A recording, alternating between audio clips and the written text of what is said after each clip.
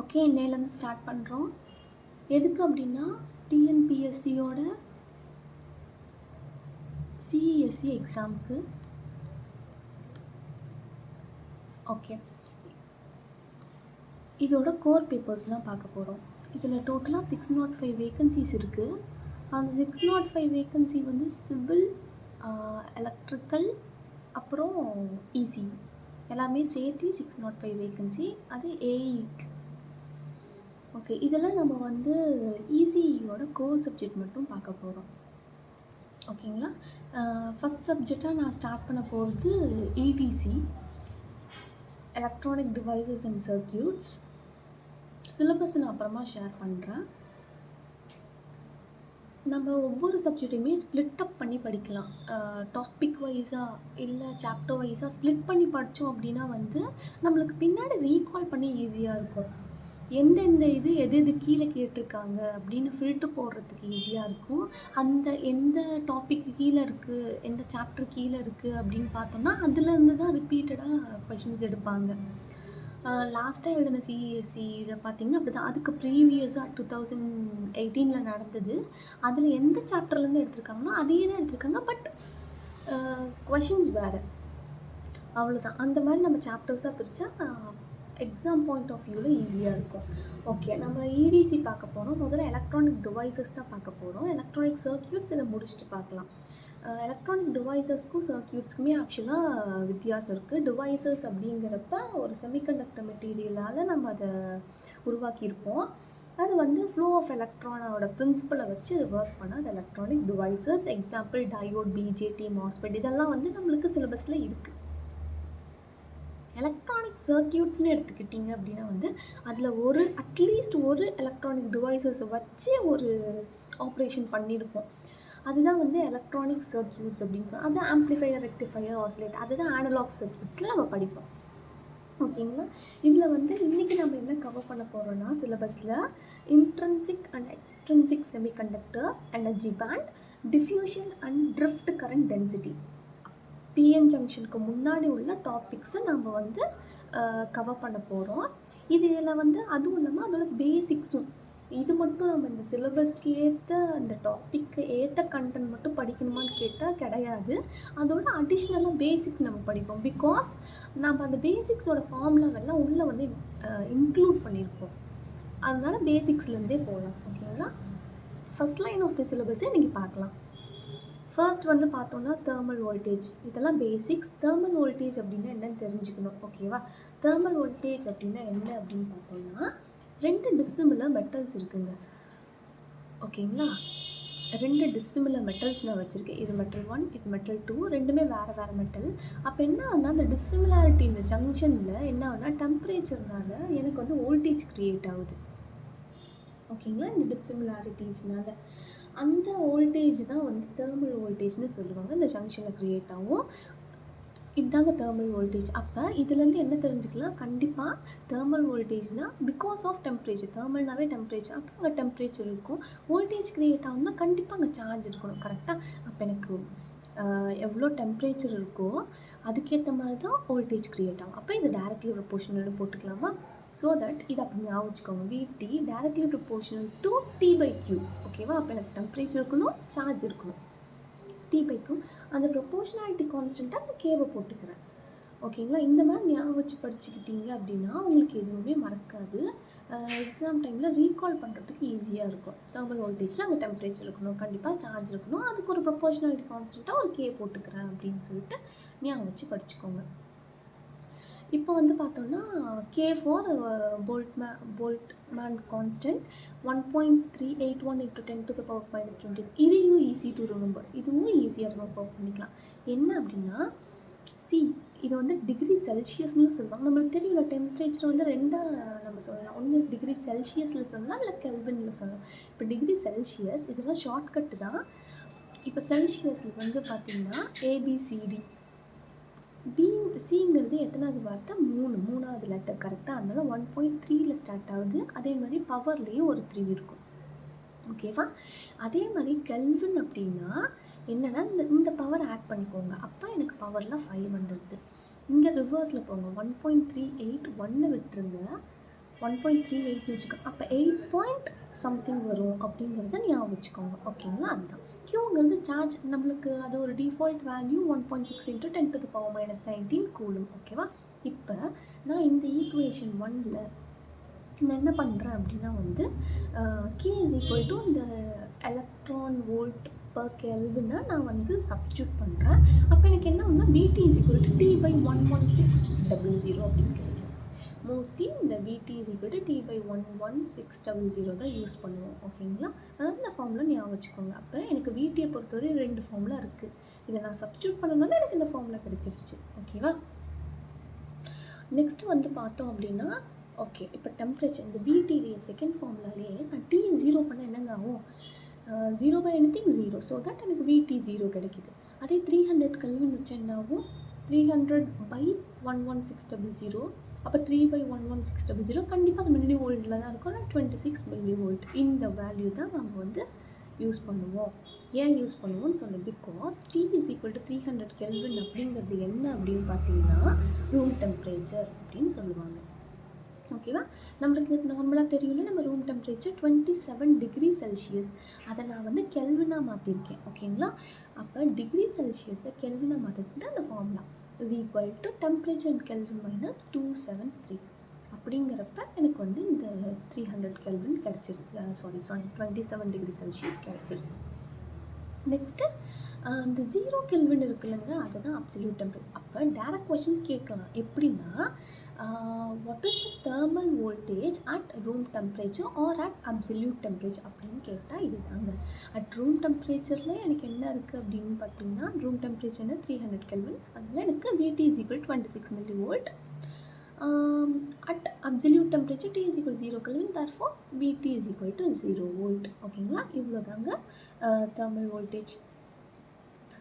Thermal வோல்டேஜ்க்கு எனக்கு 2 formula இருக்குது. அந்த 2 ஃபார்முலாலுமே செகண்ட் ஃபார்முலா தான் யூஸ் பண்ணுவோம். அந்த செகண்ட் ஃபார்முலாவில் 0 300ன்னு சப்ஸ்டியூட் பண்ணி என்ன வருது அப்படிங்கிறத பார்க்குறேன். அவ்வளோதான். ஓகேங்க, செகண்ட் ஒன் பார்க்கலாம். செகண்ட் ஒன் என்ன அப்படின்னா பார்த்தீங்கன்னா எலக்ட்ரான் வோல்ட் அப்படின்னு எனக்கு தெரிஞ்சுக்கணும். ஓகே, எலக்ட்ரான் வோல்ட் அப்படின்னா என்ன அப்படின்னா இப்போ வந்து நான் வந்து ஒரு பொட்டன்ஷியல் கொடுக்குறேங்க, ஒரு பொட்டன்ஷியல் டிஃப்ரென்ஸ் கொடுக்குறேன். அப்போ அந்த ஒரு எலக்ட்ரான், அந்த எலக்ட்ரான் வந்து எவ்வளோ எனர்ஜியை கெயின் பண்ணி அது மூவ் ஆகுது அப்படிங்கிறது தாங்க எலக்ட்ரான் வோல்ட். அப்போ நான் பொட்டன்ஷியல் டிஃப்ரென்ஸ் 1 எலக்ட்ரான் வோல்ட்னு கேட்டால் அப்போ பொட்டன்ஷியல் டிஃப்ரென்ஸ் 1 கொடுப்பேன். அப்போ அது எவ்வளோ கெயின் பண்ணுதுங்கிறது அந்த சார்ஜ். அதனால் 1 × Qவோட வேல்யூ 1.6 × 10⁻⁻19 ஜூல். தேர்ஃபோர் 1.6 × 10⁻⁻19 ஜூல் அப்படின்னு ஒரு 1 எலக்ட்ரான் வோல்ட். ஓகேங்களா? அவ்வளோதான். 1 electron volt = Q × potential difference. அது மட்டும் ஞாபகம் வச்சுக்கோங்க. நெக்ஸ்ட் எலக்ட்ரிக் ஃபீல்ட் இன்டென்சிட்டி நம்மளுக்கு ஆப்வியஸாக தெரியும். நம்ம ஃபிசிக்ஸ்லேயே படிச்சிருப்போம் 12th. E = V/L. Voltage by distance. அவ்வளோதாங்க. அது வோல்டேஜுங்கிறது வோல்ட்டில் இருக்கும், டிஸ்டன்ஸுங்கிறது மீட்டரில் இருக்கும். அதை ஞாபகம் வச்சுக்கோங்க. Next kinetic energy. இன்ன வரையும் இது கேட்டதில்லை, பட் தெரிஞ்சு வச்சுக்கோங்க. Ke = ½ mv². Potential energy PE = QV. ஏன்னா இந்த ஃபார்முலா வச்சு ஒரே ஒரு இது கேட்டிருக்காங்க. ஓகே, V = √2E/m அப்படிங்கிறது. ஓகேவா? ஞாபகம் மட்டும் வச்சுக்கோங்க. Okay, next energy band diagram. இப்போ தாங்க நம்ம வந்து சிலபஸ்க்குள்ளே வரோம். சிலபஸில் பாருங்கள் எனர்ஜி பேண்ட் அப்படின்னு சொல்லிட்டு இருக்கும். அதுதாங்க எனர்ஜி பேண்ட். இதுதான் எனர்ஜி பேண்ட் டயக்ராம். முதல்ல எப்படி இருக்கும் அப்படின்னு சொல்லிட்டு பார்த்துக்கலாம். இப்போ எனர்ஜி பேண்ட் டயக்ராம் நார்மலாகவே ஒரு நியூக்ளியஸை சுற்றி ஆட்டம் இருக்கும். வேலன்ஸ் எலக்ட்ரானை வந்து ரிமூவ் பண்ணுறது ஈஸி, இப்படிலாம் நம்ம படிச்சிருப்போம்ல ஃபிசிக்ஸில். அதே தாங்க இங்கேயும். என்ன அப்படின்னா இப்போ இதில் வந்து கண்டக்ஷன் பேண்ட் அப்படின்னு CB for conduction band, BB for valence band. ஓகேங்களா? இப்போ எனக்கு கண்டக்ஷன் பேண்ட் அப்படின்னு ஒன்று இருக்குது. இது எப்படி இருக்குன்னா நியூக்ளியஸை விட்டு அவேவாக இருக்கும். அப்போ நியூக்ளியஸை விட்டு அவேவாக இருக்கும். அதனால அந்த எலக்ட்ரான் வந்து ஃப்ரீயாக மூவ் ஆகும். ஓகேங்களா? நம்ம வேலன்ஸ் எலக்ட்ரான் அப்படின்னு சொல்லுவோம், ஞாபகம் இருக்குங்களா? நம்ம வேலன்ஸ் எலக்ட்ரான் வந்து ஈஸியாக ரிமூவ் பண்ணிக்கலாம் அப்படின்னு. அதே தான் அது. அதனால் இதை ஞாபகம் வச்சுக்கோங்க. இது ஏன் நான் ஹைலைட் பண்ணியிருக்கேன் அப்படின்னா அங்கே கண்டக்ஷன் பேண்டில் என்ன எலக்ட்ரான் இருக்குன்னு சொல்லிட்டு கேட்டிருந்தாங்க ஒருக்கா. எப்படி கேட்டிருந்தாங்கன்னா free electron is present in conduction band ஒரு வேலன்ஸ் பேண்ட். அப்போ கண்டக்ஷன் பேண்ட் வேலன்ஸ் பேண்ட் அப்படின்னா வேலன்ஸ் எலக்ட்ரான் நீங்கள் நினச்சிக்கூடாது. ஓகேவா? வேலன்ஸ் பேண்ட்னா அந்த நியூக்ளியஸ்க்கு பக்கத்தில் இருக்கும், அதனால அது ரொம்ப டைட்லி பவுண்டடாக இருக்கும். ஓகேங்களா? அதனால அங்கே தான் வேலன்ஸ் எலக்ட்ரான் இருக்கும். நெக்ஸ்ட்டு வந்து ஃபார்பிட்டன் பேண்ட் அப்படின்னு சொல்லிட்டு இருக்குது. ஃபார்பிட்டன் பேண்ட் அப்படிங்கிறது என்ன அப்படின்னா 2 பேண்டுக்கும் இன்பிட்வீன். இந்த இடத்துல எனர்ஜி லெவல் கண்டுபிடிக்கிறதே கஷ்டம். ஏன்னா இதுக்கு வந்து நான் எனர்ஜி வந்து அதிகமாக இருக்கும்னு சொல்லிட்டு, எதுக்கு? வேலன்ஸ் பேண்டுக்கு. கரெக்டாக?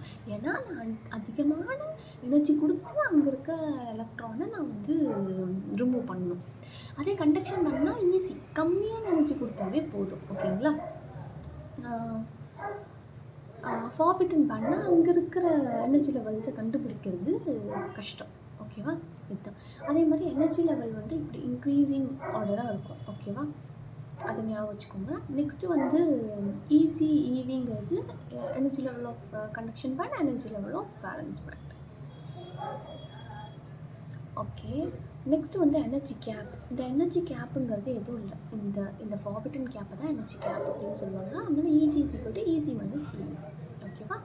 இது வந்து என்ன அப்படின்னா, இப்போ இந்த எனர்ஜி கேப் என்னென்னா, நான் வந்து அந்த எனர்ஜி கேப்பை ஃபில் பண்ணால் தான் என்ன ஆகும்னா, ஒரு கோவலன்ட் பாண்டை உடச்சி நான் வந்து கண்டக்ஷனை பண்ண முடியும். ஓகேவா? கோவலன்ட் பாண்ட் அப்படின்னு என்னென்னு பின்னாடி சொல்கிறேன். ஓகேவா? இப்போ ஈஜிக்கு ஒரு ஃபார்முலா இருக்குது, KT ln NC/NV/Ni² அப்படின்னு சொல்லிட்டு ஒரு ஃபார்முலா இருக்குது. ஓகேவா? கேங்கிறது ஆஸ் யூஷுவல் போல்ட்ஸ்மேன் கான்ஸ்டன்ட், டீங்கிறது டெம்பரேச்சர், லாக் எடுப்போம், லாகுன்னு ஒன்று இருக்கும், லேன்னு ஒன்று இருக்கும். ஓகேவா? அந்த லேன் NC/NV அப்படிங்கிறது என்னென்னா எஃபெக்டிவ் கண்டக்ஷன் பேண்டோட டென்சிட்டி, அதே மாதிரி வேலன்ஸ் பேண்டோட எஃபெக்டிவ் டென்சிட்டி. Ni²ங்கிறது என்னென்னா இன்ட்ரின்சிக் கான்சன்ட்ரேஷன் அப்படின்னு சொல்லுவாங்க. ஓகேவா? இந்த எனர்ஜி கேப் வந்து டெம்பரேச்சருக்கு இன்டைரக்ட்லி இருக்கும். ஒய் அப்படின்னா, இப்போ நார்மலாக யோசிச்சு பாருங்கள், இப்போ நான் ரூம் டெம்பரேச்சர் இருக்குன்னா கண்டக்ஷன் ஆகாது. ரூம் டெம்பரேச்சரும் அதிகமாக கொடுத்தனா என்னோடய எலக்ட்ரான்ஸில் மூவ் ஆகி அங்கே ஒரு கண்டக்ஷன் நடக்கும். கரெக்டாக? அப்போ கண்டக்ஷன் நடக்கிறதுனாவே அங்கே எனர்ஜி கேப் இல்லைன்னு அர்த்தம்.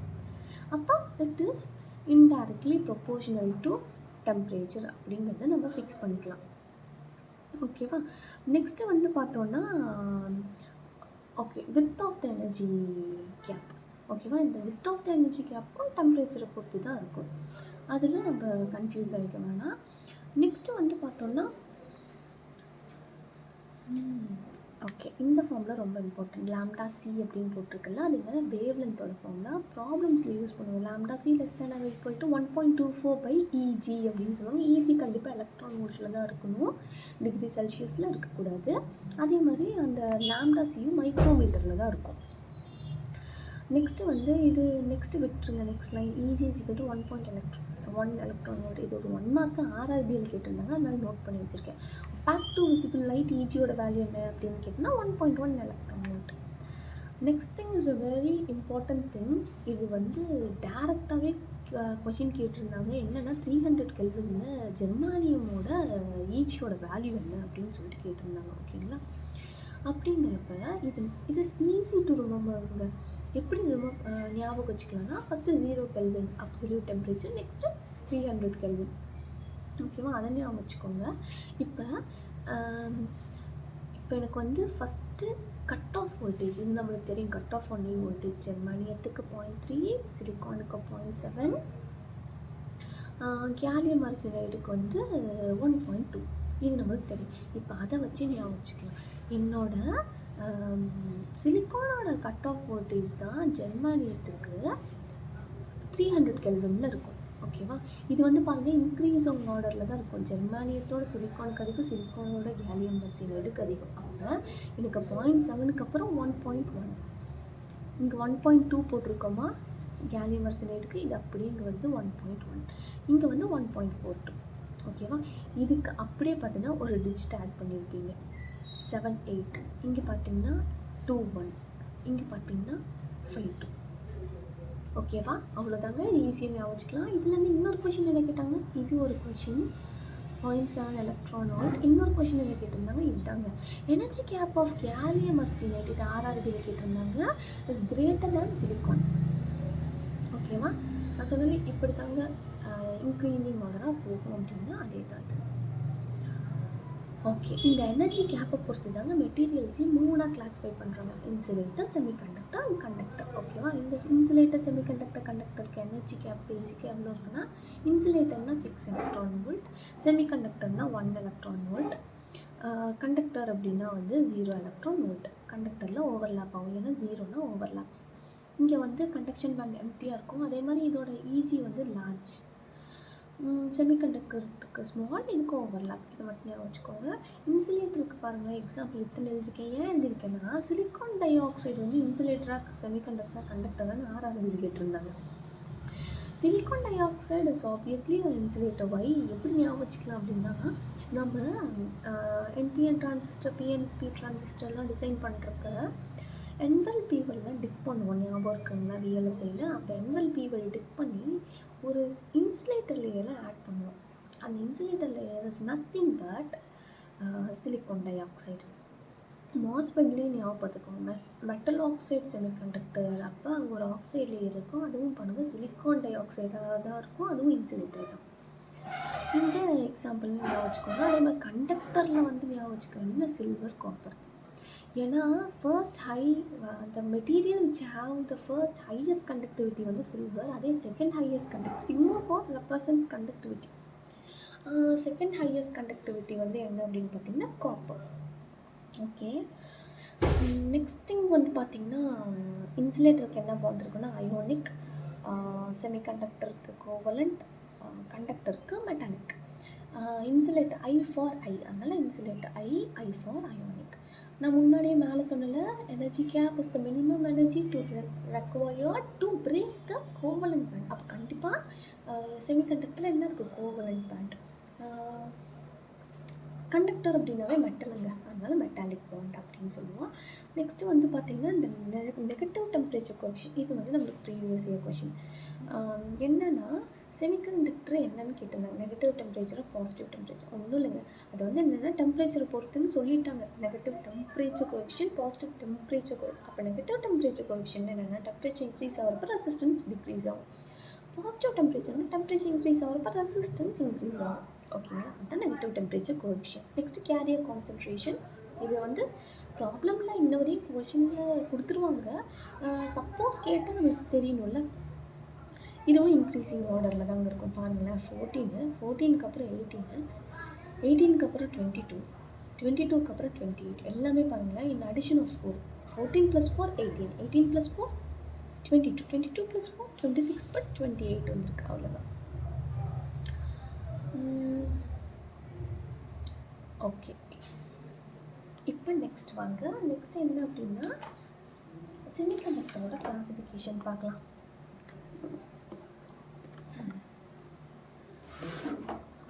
இவ்வளோ தூரம் பார்த்தது எல்லாமே பேசிக்ஸுங்க. இப்போ தான் நம்ம வந்து சிலபஸ்க்குள்ளே டீப்பாக பார்க்க போகிறோம். ஓகேங்களா? இவ்வளோ தூரம் பார்த்ததில் நம்மளுக்கு இருந்தது வந்து என்னென்னா எனர்ஜி கேப்.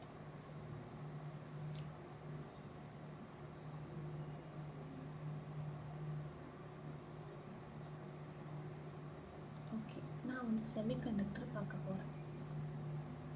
ஓகே, செமிகண்டக்டர் வந்து என்னென்னா ரெண்டாக பிரிக்கிறாங்க. இதோட டைப்ஸ் என்ன அப்படின்னா இன்ட்ரின்சிக்,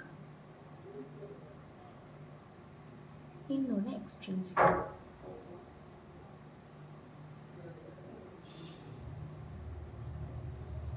ஓகேங்களா? இப்போ இன்ட்ரின்சிக் அப்படின்னா ஒன்றும் இல்லைங்க, பியூர் செமிகண்டக்டர். செமிகண்டக்டரோட எக்ஸாம்பிள் பார்த்தோம்னா சிலிக்கான், ஜெர்மானியம், அதெல்லாம் வந்து பியூராக பியூர் செமிகண்டக்டர். செமிகண்டக்டர். எக்ஸ்ட்ரின்சிக் அப்படின்னா என்னன்னு பார்த்தோம்னா டோப்பிங் அப்படின்னு சொல்லிட்டு. எதனால இன்ட்ரின்சிக்லேருந்து எக்ஸ்ட்ரின்சிக் போகிறோன்னு முதல்ல சொல்லுவேன். ஏன் அப்படின்னா இப்போ இன்ட்ரின்சிக் எடுத்துக்கிட்டிங்க அப்படின்னா அதோட கண்டக்டிவிட்டி லெவல் கம்மியாக இருக்கும்.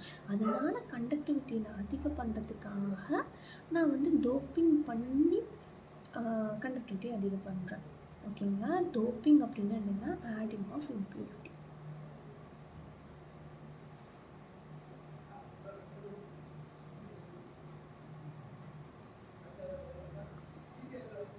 ஓகேங்களா? இதெல்லாம் டோப்பிங்னு சொல்லுவாங்க. ஓகே, இப்போ இதுலேருந்து என்ன தெரிஞ்சுக்கலாம், நம்மளுக்கு இன்ட்ரின்சிக்னா பியூரு, அதெல்லாம் கண்டக்டிவிட்டி கம்மியாக இருக்கும், அதனால டோப்பிங் பண்ணி கண்டக்டிவிட்டியை எக்ஸ்ட்ரின்சிக்காக ஆட் பண்ணிக்கிறேன் அப்படின்னு சொல்லிட்டு. இதுலேருந்து ஒரு கொஷின் கேட்டிருந்தாங்க. என்ன கொஷின் கேட்டிருந்தாங்க அப்படின்னா, மொத்தத்தில் செமிகண்டக்டர்னாவே எல்லா செமிகண்டக்டருமே வந்து என்ன அப்படின்னா எலக்ட்ரிக்கலி நியூட்ரலுங்க.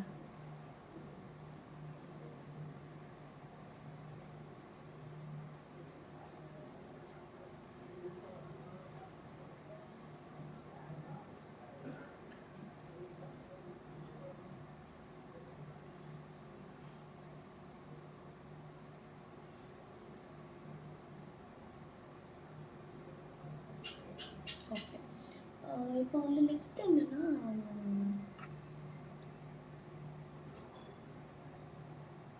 ஓகே நெக்ஸ்ட் பாயிண்ட் என்ன அப்படின்னு பார்த்தீங்கன்னா, 0 கெல்வினில் செமிகண்டக்டர் எப்படி ஒர்க் ஆகும்னு கேட்பாங்க.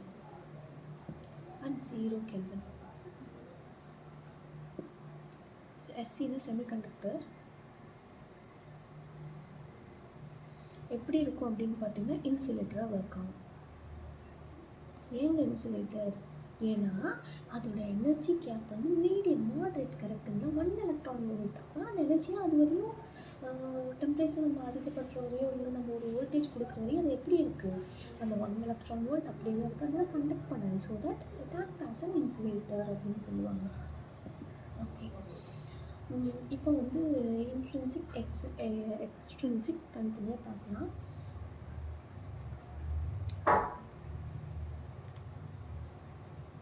ஓகே, முதல்ல intrinsic.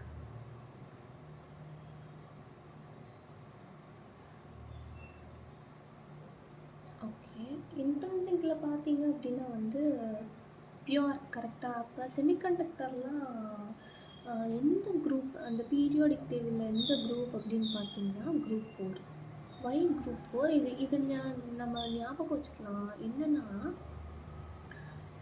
it will have 4 valence electron. 4 valence electron. அதே மாதிரி 4 வேலன்ஸ் ஹோல்ஸ் இருக்கும். ஓகேங்களா, இந்த 4 வேலன்ஸ் எலக்ட்ரானுங்கிறது நீங்கள் ரிமூவாக பண்ணிக்கணும். ஒய்? பிகாஸ் அது எக்ஸ்ட்ரின்சிக் போகிறப்ப அந்த 4 வேலன்ஸ் எலக்ட்ரானை வச்சு தாங்க ஒரு கேள்வியே கேட்டிருந்தாங்க. அதனால அது ஞாபகம் வச்சுக்கோங்க.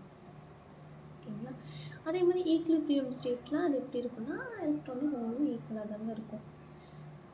நெக்ஸ்ட் வந்து பார்த்தோன்னா, இதில் கரண்ட் ஜென்ரேட் ஆகுதுல்ல, இது வந்து 2018 சிஎஸ்சியோட ஒரு கொஷின். என்னென்னா current is mainly due to what அப்படின்னு கேட்டிருந்தாங்க. இதில் current is mainly due to thermally generated electron.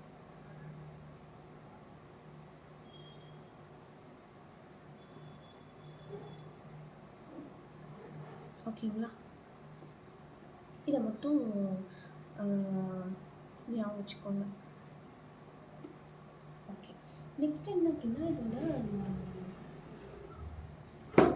இதில் ஒரு 2-3 ஃபார்முலாஸ் இருக்குது, அது மட்டும் பார்த்தா போதும்.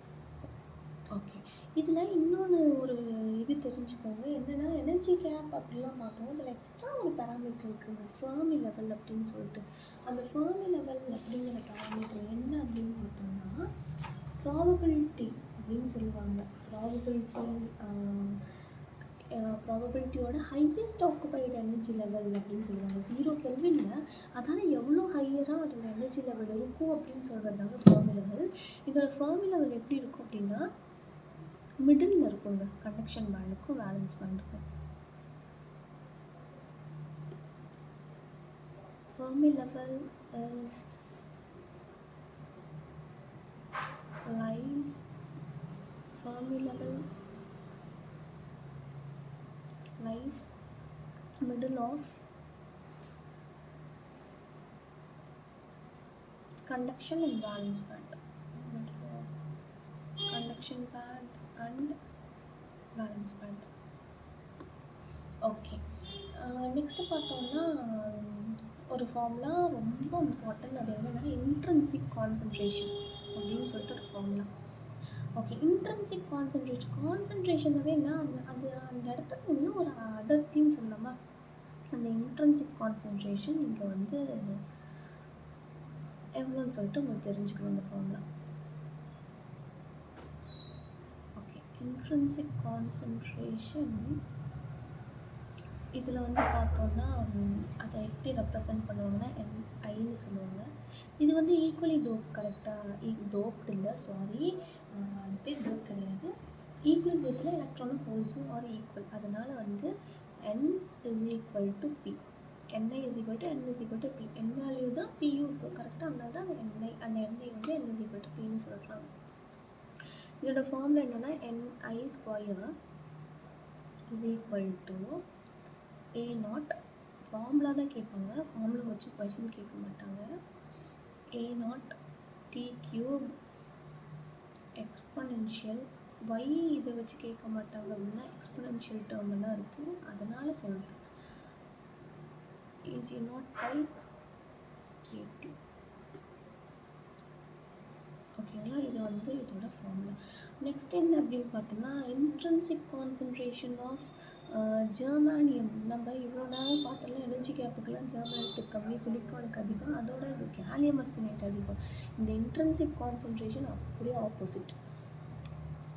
ஓகேவா?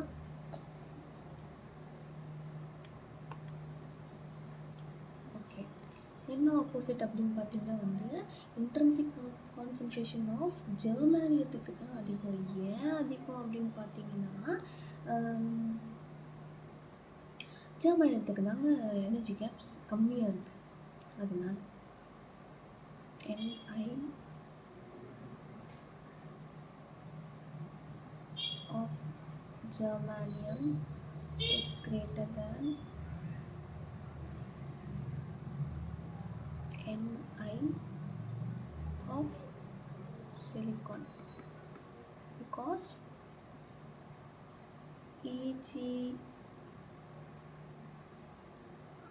Eg of ஜெர்மானியம் வந்து கம்மி. இது உங்களுக்கு புரிஞ்ச மாதிரி நீங்கள் நோட்ஸ் எடுத்துக்கோங்க. ஓகேவா? நெக்ஸ்ட் என்ன அப்படின்னு பார்த்தோம்னா NI வந்து decreases exponentially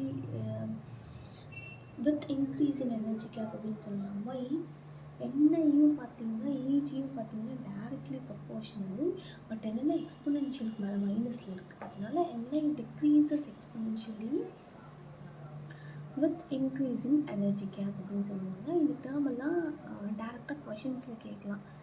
NI decreases, down ஆரோ போட்டால் அது டிக்ரீசஸ். ஓகேவா? எக்ஸ்பொனென்ஷியலாக தான் டிக்ரீஸ் ஆகும், ஏன்னா ஃபார்முலா எக்ஸ்பொனென்ஷியல் இருக்குல்ல. exponentially with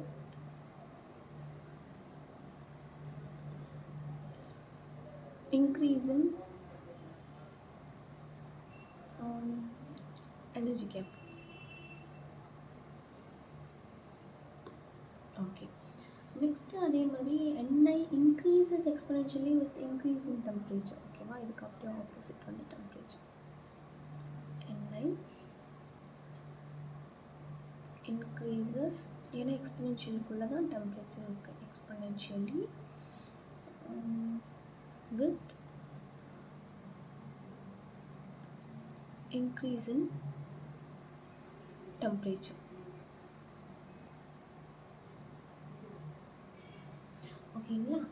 நெக்ஸ்ட் என்னென்னா இன்ட்ரின்சிக் கண்டக்டிவிட்டி அப்படின்னு சொல்லிட்டு பார்க்கலாம். இன்ட்ரின்சிக் கண்டக்டிவிட்டினா என்ன, நம்மளுக்கு உங்களுக்கு ஞாபகம் இருக்கும்னு நினைக்கிறேன். Conductivity sigma is equal to NQ mu, இதெல்லாம் நம்ம ஃபிசிக்ஸில் படிச்சிருப்போம், மேபி ரீகால் பண்ணால் உங்களுக்கு ஞாபகம் வரும்.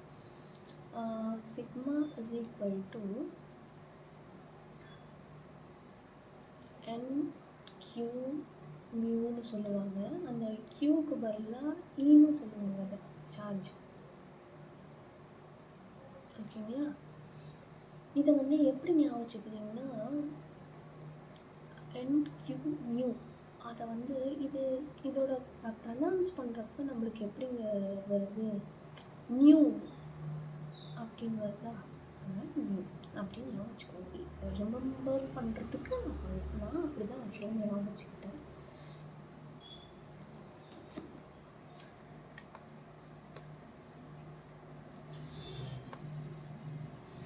ஓகே, இப்போ இன்ட்ரின்சிக் கான்சன்ட்ரேஷன்னா அப்போ இன்ட்ரின்சிக்னாவே சிக்மா ஐ தாங்க. ஐ அங்கே ஐ இருக்கணும். Sigma I is equal to NI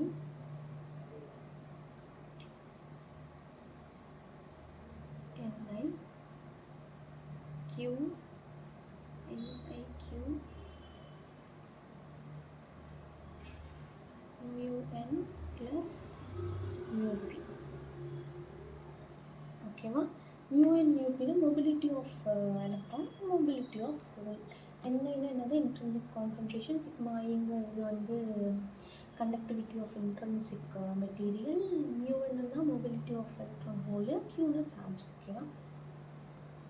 next என்ன ஃபார்முலா தெரிஞ்சுக்கணும்னா கரண்ட் டென்சிட்டி.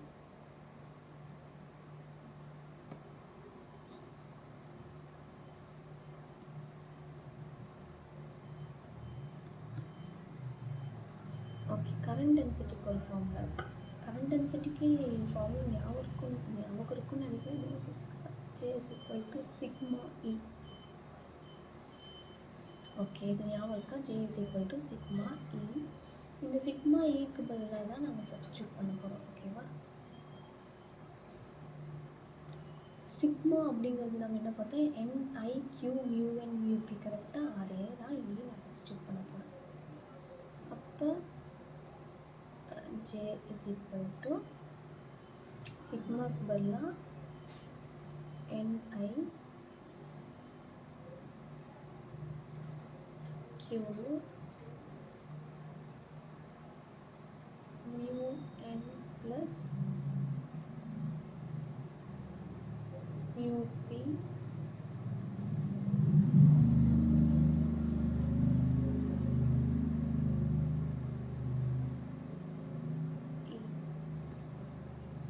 ஓகேங்களா?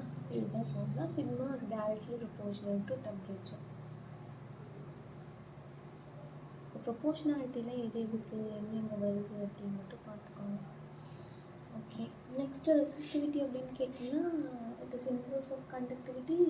அதனால் கண்டக்டிவிட்டி சிக்மா ஐ இன்வர்ஸில் போட்டிங்கன்னா ரெசிஸ்டிவிட்டி அது நம்மளுக்கு தெரிஞ்சிடும். ஓகே, நெக்ஸ்ட் வந்து பார்த்தோம் அப்படின்னா வந்து எக்ஸ்ட்ரின்சிக் செமிகண்டக்டர் பார்க்கலாம்.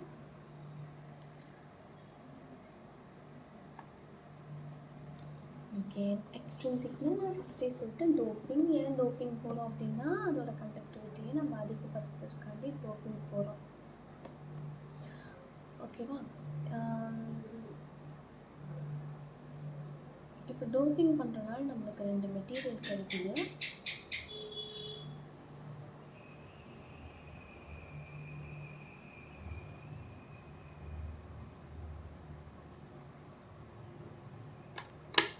ஓகே, என்னென்னா N type and P type. It is easy to remember. அதை நான் ஈஸியாக சொல்லித்தரேன்.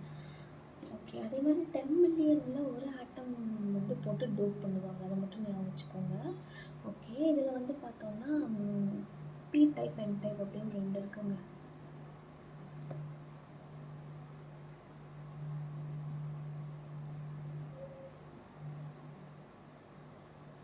Okay, P type N type அப்படின்னா இப்போ ஃபஸ்ட்டு என் டைப் மட்டும் ஞாபகம் வச்சுக்கோங்க. பி வந்து ஈஸியாக வந்துடும், இதுக்கு ஆப்போசிட்டாக போட்டுக்கலாம். என் டைப் என்ன நான்.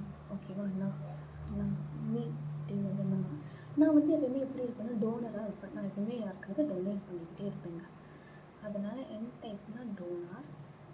So that P type acceptor.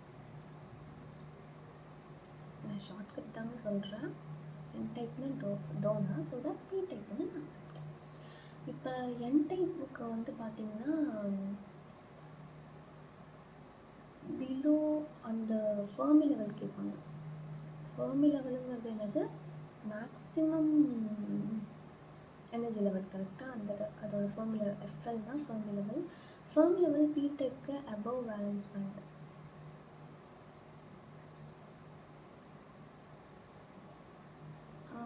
இதுக்கு வந்து பிலோ கண்டக்ஷன் பேண்ட். இதையும் ஈஸியாக ஞாபகம் வச்சுக்கலாம். ஏன்னா என் டைப் தான் கண்டக்ட் பண்ணுவோம், அதனால் கண்டக்ஷன் பேண்ட் கீழே அப்படின்னு சொல்லிட்டு இதையும் ஈஸியாக ஞாபகம் வச்சுக்கலாம்.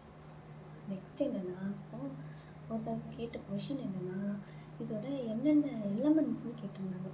இதுக்கு என்னென்னா பார்கெய்னிங் அப்படின்னு ஞாபகம் வச்சுக்கோங்க. B ஃபார் போரான், பாரில் B for boron, A for aluminium, A for aluminium, PA, R சைலண்ட்டாக வச்சுக்கோங்க, பார் கெய்லிங்கில் GA for gallium, IN for indium. ஓகேவா, இதுக்கு ஷார்ட்கட் வந்து பார்கெனிங். ஓகேவா, பார்கெயின் பண்ணாத, பொருள் வாங்குறப்ப பார்கெயின் பண்ணாத அப்படின்னு சொன்னீங்கன்னா அதுதான். மீதி ரிமைனிங்கில் ஆப்ஷன் கொடுத்தா அதை வச்சு ஞாபகம் வச்சுக்கோங்க. A அர்சீனிக், பாஸ்பரஸ், ஆன்டிமனி ஞாபகம் வச்சுக்கோங்க. அவ்வளோதான். நெக்ஸ்ட் என்ன அப்படின்னு பார்த்தோன்னா, இதில் நான் சொன்னேன்ல ஒரு இம்பார்ட்டண்டான கொஷின் என்னென்னா, இப்போ நான் வந்து சிலிக்கானுங்கிறது ஒரு பியூர் செமிகண்டக்டர். ஓகேவா, இதுக்கு வந்து 4 வேலன்ஸ் எலக்ட்ரான் இருக்கும். ஓகேவா, இந்த 4 வேலன்ஸ் எலக்ட்ரானில் வந்து நான் வந்து குரூப் 5 இதை நான் சொல்ல மறந்துட்டேன். ஓகேவா, இதில் என்ன நான் சொல்ல மறந்துட்டேன்னா, இந்த N டைப் வந்து குரூப் 5 எலிமெண்ட். இந்த அர்சனிக், பாஸ்பரஸ், ஆன்டிமனின்னா வந்து பென்டாவேலன்ட்னு சொல்லுவாங்க. பென்டாவேலன்ட், பென்டானா 5, அதனால் குரூப் 5. இது வந்து ட்ரைவேலண்ட். Pக்கு P வராது, Nக்கு தான் P வரும். அப்படியா வச்சுக்கோங்க. இது வந்து ட்ரைவேலண்ட். ட்ரைனா 3னா 3 தான், குரூப் 3. ஓகேவா, இப்போ இதை வச்சுதாங்க ஒரு கொஷின் கேட்டேன். என்னன்னா, நான் சிலிக்கான் அது என்னது பியூர் செமிகண்டக்டர், அதுக்கு 4 வேலன்ஸ் எலக்ட்ரான். குரூப் 3 அப்படின்னா 3 valence electron, group 5 5 valence electron. Question என்னென்னா, நான் சிலிக்கானில் குரூப் 5 எலிமெண்ட் போட்டேன், அப்போ என்ன எக்ஸ்ட்ரா இருக்கும் அப்படின்னு கேட்பாங்க. எலக்ட்ரானாக கொண்டாங்க. அப்போ அதை வச்சு நம்ம சொல்லலாம். சிலிக்கானுங்கிறது 4. இப்போ சிலிக்கானுங்கிறது 4 கரெக்டாக. 1 2 3 4. இதுக்கு சிலிக்கானுக்கு எனக்கு 4 வேலன்ஸ் எலக்ட்ரான் இருக்குது. இதில் வந்து நான் என்ன பண்ணுறேன்னா, குரூப் 5 நான் போடுறேன். குரூப் 5னா 5 வேலன்ஸ் எலக்ட்ரான்.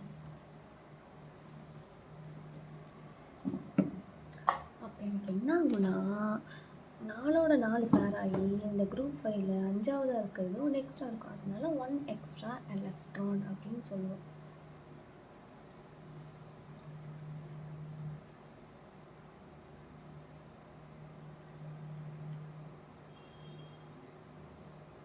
ஓகேவா, அப்போ நான் குரூப் 5 போட்டேன்னா எனக்கு என்ன ஆகும் அப்படின்னா 1 எக்ஸ்ட்ரா எலக்ட்ரான்.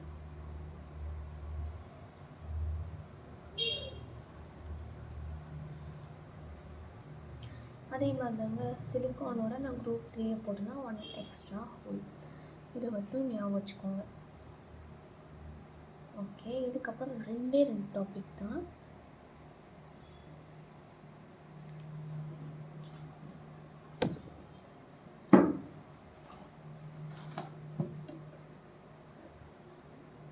ஓகே, என்னன்னு பார்த்தீங்கன்னா என்ன அப்படின்னா, இதில் இருக்க ஒரு 2 லாங்க, அது என்னன்னா ரொம்ப இம்பார்ட்டன்ட். மாஸ்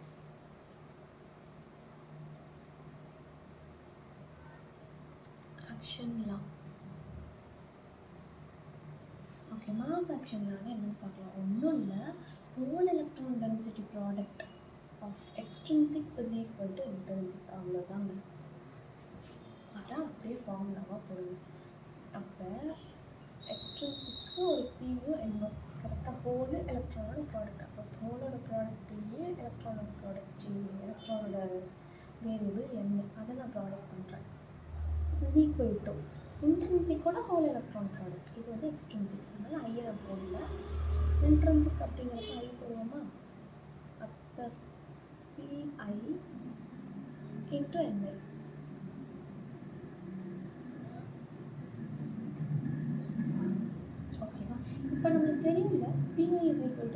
இன்ட்ரின்சிக்கில் ரெண்டும் ஒன்று. அப்போ NI இன்ட்டு NI இருந்தாலும் NI ஸ்கொயர் ஆகிடும்.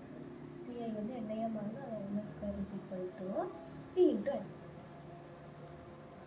ஏன்னா N இன்ட்டு P இதுதான் நான் மேத்ஸ் ஆக்ஷன்லாம் இந்தலாம் எப்போ அப்ளிகபிள் அப்படின்னா அண்டர் ஈக்லிபிரியம். ஏன்னா அண்டர் ஈக்லிபிரியத்தில் தான் PI is equal to NI.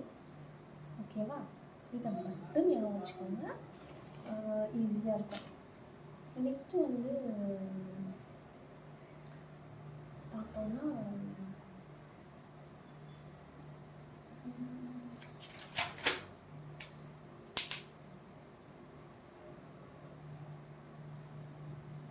இவ்வளோ நேரம் நம்ம பார்த்தது எல்லாமே வந்து intrinsic semiconductor, extrinsic semiconductor, energy band வரையும் பார்த்துருக்கோம். இப்போ வந்து diffusion and drift current density வந்து பார்க்குறோம். அவ்வளோதான், இதோட முடிஞ்சிச்சுங்க ஃபஸ்ட் லைன். ட்ரிஃப்ட் கரண்ட்னா என்ன, டிஃப்யூஷன் கரண்ட்னா என்னன்னு பார்க்கலாம். ஓகே, ட்ரிஃப்ட் கரண்ட் அப்படின்னா என்ன அப்படின்னா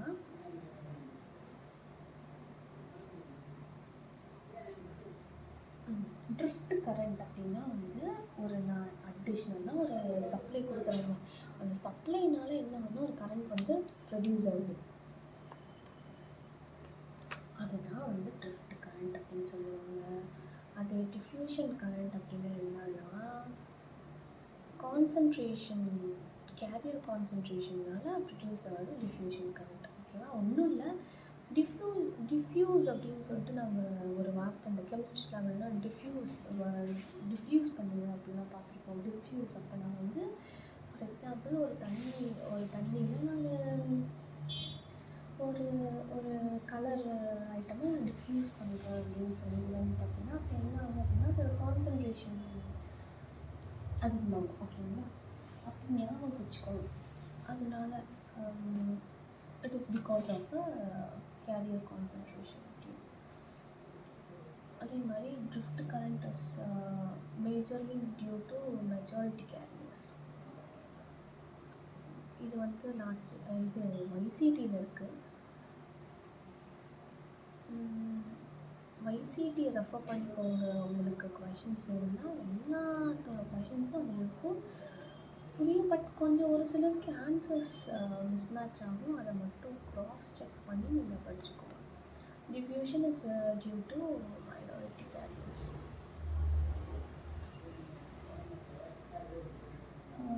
இது வந்து caused by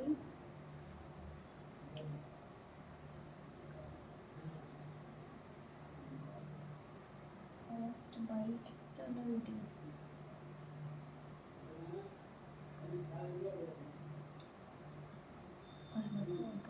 Caused by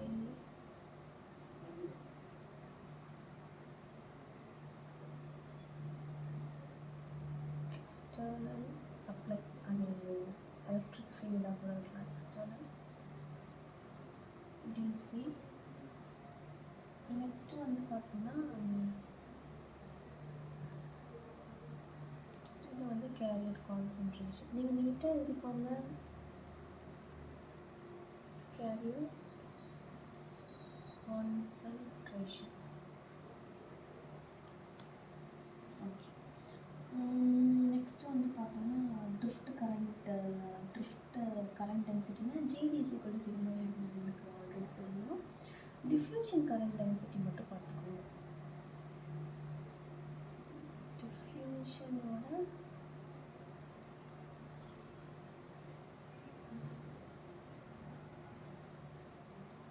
current density. Okay, இது ஒரு ஃபார்முலா. இந்த ஃபார்முலா வந்து ஞாபகம் வச்சுக்கோங்க. என்ன அப்படின்னா JN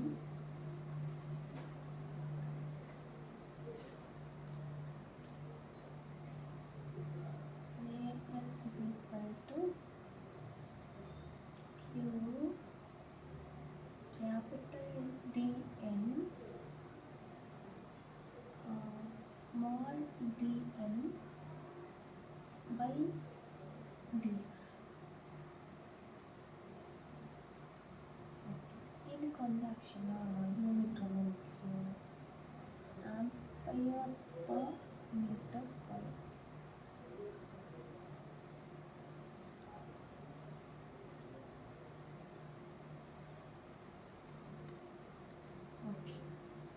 இது ஞாபகம் வச்சுக்கோங்க. அதே ஜேபின்னா என்ன ஆகும் அப்படின்னா, ஜேபிக்கு வந்து இல்லை மைனஸ் மட்டும் அடிஷ்னலாக வரும்.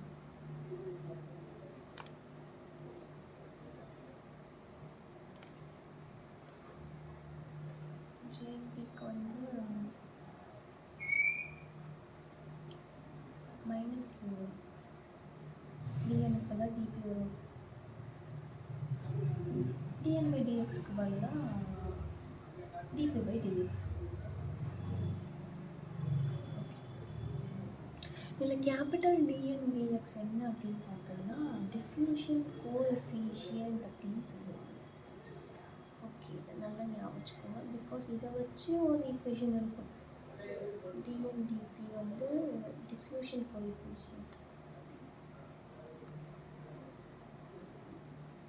Diffusion coefficient. ஓகே, இதை வச்சு தாங்க ஒரு ரிலேஷன் இருக்கு.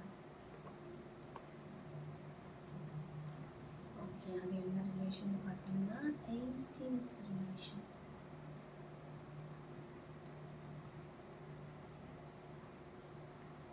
ஐன்ஸ்டீன்ஸ்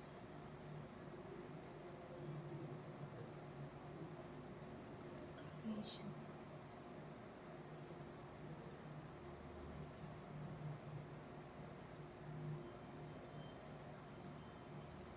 அந்த ஐன்ஸ்டீன் ரிலேஷன் எதை ரிலேட் பண்ணால் மொபிலிட்டி அண்ட் டிஃப்யூஷன் கோஎஃபிஷியன்ட். இப்போ பார்த்தோன்னா டிஃப்யூஷன் கோஎஃபிஷியன்ட். அப்போ நீங்கள் ஆர்டரை ஞாபகம் வச்சுக்கிட்டீங்கன்னா இந்த ஆர்டர் உங்களுக்கு ஞாபகம் வந்துடும்.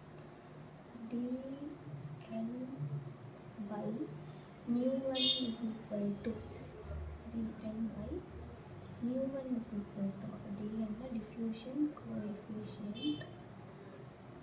μn அப்படின்னா mobility of electron is equal to dp by μp. dp na diffusion coefficient of holes. dp by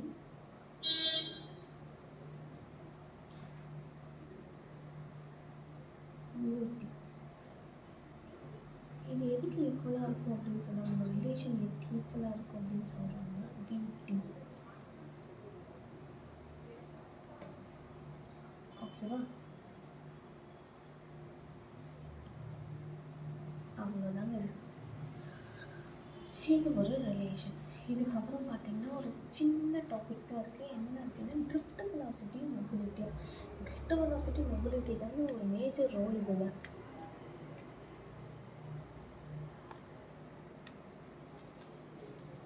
okay, ஒன்றும் இல்லை. ஏன்னா இதை ரிலேட் பண்ணி போன வருஷம் இப்போ ஜான்வரியில் நடந்த எக்ஸாமில் கொஷின் கேட்டிருந்தாங்க. ட்ரிஃப்ட் வெலாசிட்டி அப்படின்னா என்னென்ன கேட்கலாம். அந்த ஃபார்முலாஸ் தான் கேட்டிருந்தாங்க. என்னென்னா velocity of charge carriers due to applied electric field. அதுதாங்க இதோட டெஃபினேஷன்.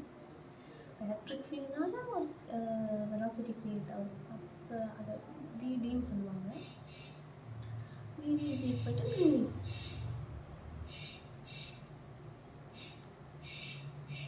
ஓகேவா? அதே வந்து மொபிலிட்டி.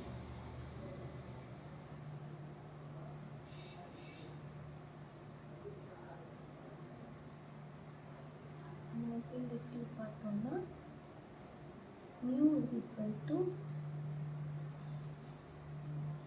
விடி பை இ. இது அப்படியே கிராஸ் மல்டிபிள் பண்ணி போட்டிருக்கேன்.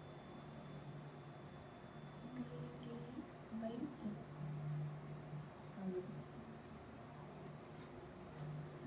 நெக்ஸ்ட் வந்து பார்த்தீங்கன்னா diffusion length.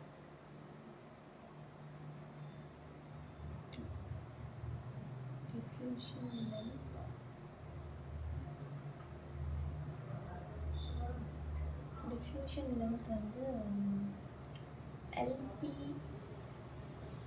is equal to root of dp tau ன்னு சொல்லுவாங்க. length of poles, diffusion length of poles is equal to root of dp tau p. dpங்கிறது நமக்கு தெரியும் diffusion coefficient of diffusion constant. அப்படிங்கிறது ஒன்றும் இல்லை, லைஃப் டைம் மெயின் தியரி. அதே மாதிரி சிமிலர் டு N. இதில் வந்து P சிமிலர் டு N, அதை மட்டும் ஞாபகம் வச்சுக்கோங்க. அவ்வளோதான். இது நம்மளுக்கு வேறு எதுவுமே அடிஷ்னலாக தேவைப்படாது. இது வரையும் பார்த்துட்டாவே போதும். ஓகேவா? பேசிக்ஸ் வந்து இதுலேருந்தே நம்ம ப்ராப்ளம் சால்விங் வச்சுக்கலாம். இப்போ பார்த்த வரைக்கும் நெக்ஸ்ட்டு கிளாஸில் வந்து ப்ராப்ளம் சால்விங் வச்சுட்டு அதுக்கப்புறம் நெக்ஸ்ட் டாபிக் போகலாம். ஓகேங்களா? அவ்வளோதான். இந்த first line of the syllabus முடிஞ்சிருச்சு. எகெயின் வேணும்னா ஒரு ரிவ்யூ தரேன். என்ன அப்படின்னா ஃபர்ஸ்ட் லைன் ஆஃப் தி சிலபஸ்க்கு மட்டும் தரேன். பேசிக்ஸாக பார்த்துக்கோங்க ப்ராப்ளம்ஸில். இன்ட்ரென்சிக் அப்படின்னா பியூர், எக்ஸ்ட்ரென்சிக்னா என்னது டோட்டல். இன்ட்ரென்சிக் வந்து பார்த்திங்கன்னா N-ம் P-யும் ஈக்குவலாக இருக்கும். அதனால NI வந்து பார்த்திங்கன்னா N=P அப்படின்னு சொல்லுவோம். அதே எக்ஸ்ட்ரென்சிக்னா என்ன அப்படின்னா டோப்பிங் பண்ணுறதுனால எனக்கு P டைப் N டைப்னு 2 கிடைக்குது.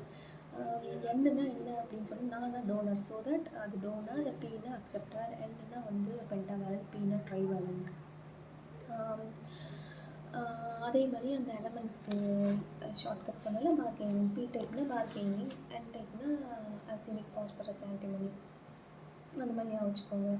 நெக்ஸ்ட்டு வந்து பார்த்திங்கன்னா பேண்ட் கேப்னாவே செமிகண்டக்டர், இன்சுலேட்டர், கண்டக்டருக்கு மூணுத்துக்கும் எப்படி இருக்கும் அப்படின்னு சொல்லிட்டு வச்சுக்கோங்க.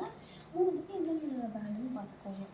இன்சுலேட்டர்னா அயோனிக், செமிகண்டக்டர்னா கோவலன்ட், கண்டக்டர்னா மெட்டாலிக். அதே மாதிரி எது நெகட்டிவ் டெம்பரேச்சர், எது பாசிட்டிவ் டெம்பரேச்சர். ஒன்றும் இல்லை, செமிகண்டக்டரும் இன்சுலேட்டரும் நெகட்டிவ் டெம்பரேச்சர். ஒய் செமிகண்டக்டரும் insulator negative temperature? Because at room temperature semiconductor act of இன்சுலேட்டர்னு ஒரு வார்த்தை சொல்லியிருக்கேன். ஓகேவா? அதனால தான் NTC வந்து இன்சுலேட்டருக்கு, செமிகண்டக்டருக்கும், கண்டக்டர் வந்து PTC.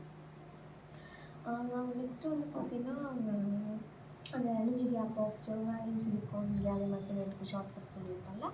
அது ஷார்ட்டாக ரொம்ப பண்ணுறதுக்கு அதை ஞாபகம் வச்சுக்கோங்க. அப்புறம் ப்ராப்ளம் சால்விங் அப்போ மட்டும் ஒரு சில டேர்ம்ஸ் நான் வந்து சொல்கிறேன். ஒரு சிலதோட வேல்யூ நம்ம மெமரைஸ் பண்ணால் அந்த வேல்யூஸை ப்ராப்ளம் சால்விங் அப்போ சொல்கிறேன். அப்படி ஈஸியாக இருக்கும். அவ்வளோதான். அப்புறம் மாஸ் ஆக்ஷன்லாம் இன்ஸ்டின் ஈக்குவேஷன் இது 2 தான் இருக்குது. மாஸ் ஆக்ஷன்லான என்ன இன்ட்ரென்சிக்கும் எக்ஸென்ட்ரிக்கையும் நான் வந்து கம்பைன் பண்ணி சொல்கிறேங்க. அதுதான் மாஸ் ஆக்ஷன்லாம். அதே வந்து ஐன்ஸ்டீன்ஸ் ரிலேஷன் தான். ஏன்னா அதுக்கு முன்னாடி நம்ம டிஃப்யூஷன் கோஎஃபிஷியன்ட் வச்சுருக்கோம். அதனால கீழே வந்து ஐன்ஸ்டீன்ஸ் ரிலேஷன் அப்படி ரிலேட் பண்ணி பண்ணணும். அது கீழே வந்து டிஃப்யூஷன். அப்படி ரிலேட் பண்ணி பார்த்தீங்கன்னா உங்களுக்கு ஈஸியாக இருக்கும் படிக்கிறதுக்கு ஒவ்வொன்றும். அவ்வளோதாங்க. டெய்லியும் ஒவ்வொரு வீடியோ நான் அப்லோட் பண்ணுறேன். ஷியோராக சொல்கிறேன், it will be very much useful for you TNPSC, CESE exam, also for RRBJ.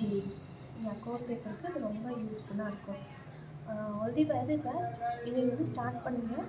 நானும் விடாமல் கண்டினியூஸாக வீடியோ போடுறேன். ஆகஸ்ட்டில் நோட்டிஃபிகேஷன், செப்டம்பர் ஒரு அக்டோபரில் எக்ஸாம் வரும். ஷியோராக எக்ஸாமுக்கு முன்னாடி ஈஸியோட கோர்ஸ் சிலபஸை முடிச்சிடலாம். Anyways, thank you. ஏதாவது உங்களுக்கு ஃபாஸ்ட்டாக போகுது இல்லை வேறு ஏதாவது கேளுங்கன்னா கமெண்ட் பண்ணுங்கள், இல்லைன்னா DM பண்ணுங்கள்.